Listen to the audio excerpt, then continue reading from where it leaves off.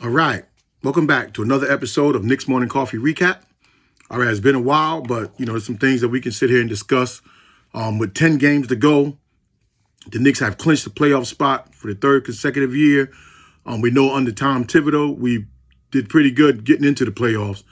Okay, Jalen Brunson, to my knowledge, he's still out. And even though some people say we sliding in the standings, we really didn't. We still sit third in the East. The problem is that some of the other teams that we had by 5 or 6 games separating third through fourth, as now teams have closed the gap. So we now hold a slim 2.5 game lead in the third place position. That's not end all be all for me. The Knicks, they're struggling in the win column, but they're not struggling to me so much on the court. A lot of good things are still happening. Now, even before Brunson went out, we were starting to lose some close games. And in some of those close games to some of those good teams, they say we had a problem with. I wasn't really as concerned with the losses because it was coming down to one shot, one possession type of a game. And that's almost like playoffs atmosphere that we're going to have to adjust to, because keep in mind, we're going into the playoffs this year with Towns and with Mikal Bridges. Now, on the subject of Mikal Bridges, there's also been talk that, maybe we should regret picking him up and what we gave up. I think that's too soon to tell. He's meeting the challenge on the defensive end for as much as you can, going against some of our best offensive players in the league. So there's only so much you can ask for a guy. And when it's time for him to step up, he's doing that. His shot, to me, should always stay consistent, because that's why you're out there to hit the big bucket. But when you're third, fourth option on a good team, you have to just find your rhythm within a game. And we see that certain games when Brunson is out, even though Towns have taken over, there's been moments in the game where they've rode Bridges and Bridges have come through. So I'm not so much worried about did we overspend. I don't think so. I think his defense is going to prove stellar in the playoffs. I think as we move, hopefully advance, but then we're going to get to see the dividends, because you're talking about a long-term investment with Bridges, because you gave up so much. Was it 5 draft picks, tons of money, things like that. But he's proven his worth to me. Again, I'm one person, but I think at the whole totality of our team, it's Brunson, Towns, Brunson, however you want to put it, and then OG, Bridges, and even Deuce. Then they got to pick their poison.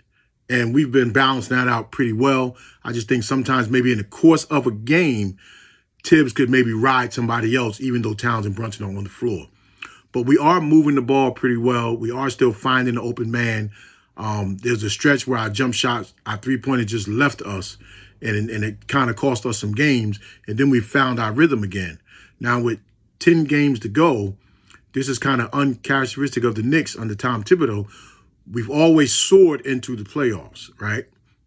Give or take the year we didn't make it. But even soaring into the playoffs, we exited in the second round.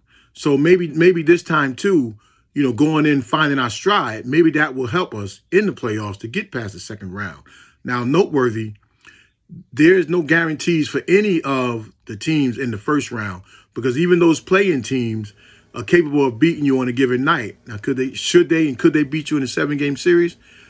I think, they could. I mean, Boston could probably be had if they're sleeping. Cleveland probably not, because they're hungry.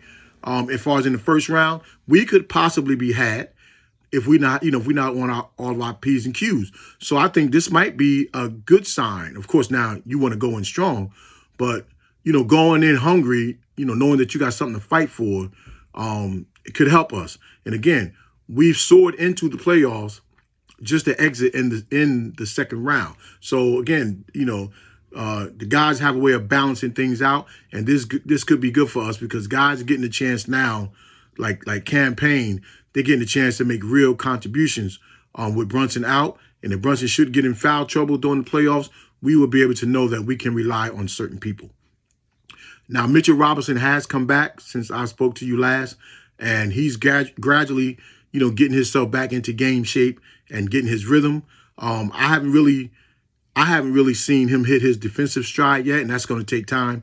And hopefully that can click before the playoffs start. But he's going to be a major piece for us in the playoffs, also playing alongside Towns, helping us shore up those defensive rebounds and also some of those easy buckets that teams are starting to get, because we're getting killed on the 3-point line, and we're getting killed on what seems like backdoor because too many layups are going in for the other teams, and we got to straighten those out. So, it's a good sign for us that we're still holding on to third, and if you counted the whole NBA, now we probably fell to 5th or 6th, when we were 4th. So that's not even a bad sign. We're still a good team, but we just want to go in strong, and we want to go in, showing our fan base that, the Knicks are committed. And I still see that. I just see growing pains. I see OG Anunoby given an opportunity. He can take over for some moments at a time. You seen what Deuce was doing, given an opportunity. Deuce can take over for some moments of time. And those are the people who win you championships. It's not just stars. Your stars keep you in it, and then down the stretch, they take over. But it's the course of a 48-minute game, the game within a game, who's going to step up on our team. One of the biggest things I would like to see, and it's starting to materialize, is us running some, not plays, but some misdirection for Landry Shamet. I know I've been saying that since he came back to our team, but we're going to need his outside shooting to keep the defense honest. Because when Brunson drives or Cat makes his move to the basket, we need a guy like that could just steadily knock down that 3-point shot. And we need his confidence on an all-time high. You can't say any more what you can say about Josh Hart. I just hope his jumper continues to fall. It's starting to fall a little bit lately. But his overall play is also keeping us in games. And that's going to be a big, huge plus for us in the playoffs.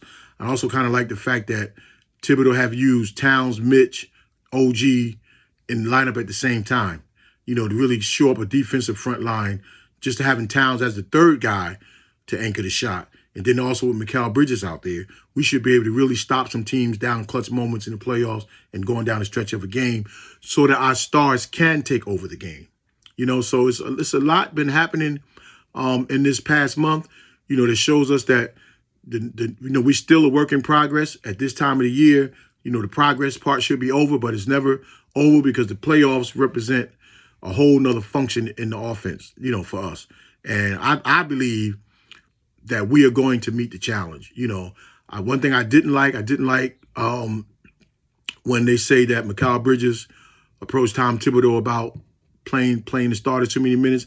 I love Mikal Bridges, but if you have to do it, then let the captain go do it. I don't want to see that because that could be misconstrued as disrespect, and we don't need that type of a headache. I also didn't like the blow up with Josh Hart and the coach on the bench. I know the coach said everybody knows I love Josh, but no, we have to stay in our lane. We can't. Once you start losing respect for the coach, it trickles down to the other players, and then you're lost. And right now, I think we need Thibodeau.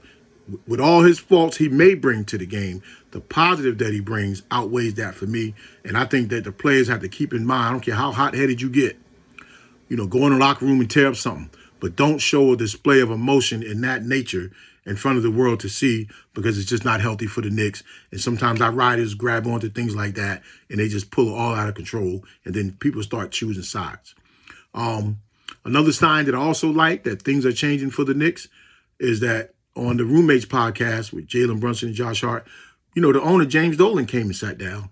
And he was a little bit humorous, too. And I thought that was cool because that's something that he really doesn't do. And they were also able to ask him some semi-tough questions.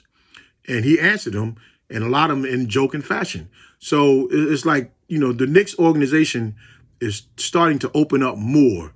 And I guess that's a credit to Leon Rose and Worldwide West of this whole culture that they're starting to bring to the Knicks. And it's much needed. We've been closed off for a long time.